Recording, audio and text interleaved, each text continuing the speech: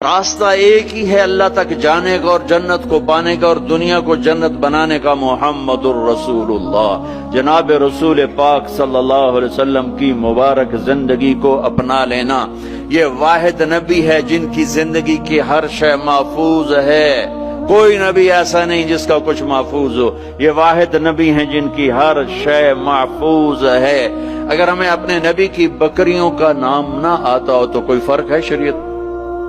اگر مجھے اپنے نبی کی بکریوں کا نام نہیں آتا تو اس میں کوئی جنت دوزخ کا فیصلہ تو کوئی نہیں، لیکن میرے اللہ کا پیار ہے، میرے نبی نے جو بکریاں رکھی ہیں اللہ نے ان کے نام بھی ہم تک پہنچا دی۔ عجوہ، سقیہ، زمزم، برکہ، ورثہ، اطلال، اطراف، کمرہ، غیثہ، یہ 9 بکریاں میرے نبی کی تھی، اور 10واں ان میں بکرا تھا نسل بڑھانے کے لیے، اس کا نام تھا یمن، اور ان کو چرانے والی تھی ام ایمن، اور اس میں آپ کی بکری کمرہ آپ کی زندگی میں مر گئی، باقی جو 8 تھیں آپ کے وفات کے بعد بھی زندہ رہیں۔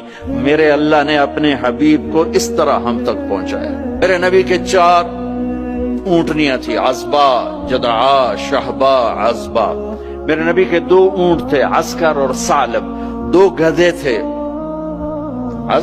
غفیر، یعفور۔ 2 خچر تھے، دلدل، فضہ۔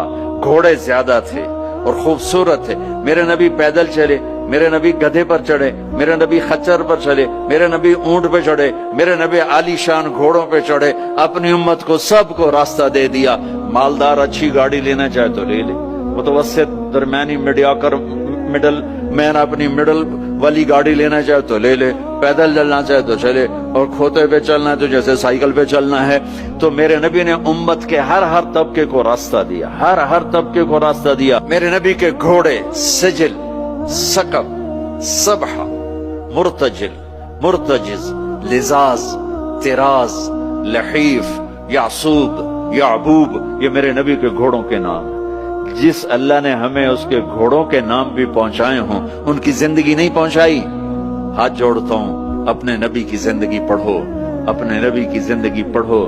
تم چلتے پھرتے محمدی نظر آنے چاہیے، ہماری پہچان ہونی چاہیے، ہماری پہچان ہونی چاہیے۔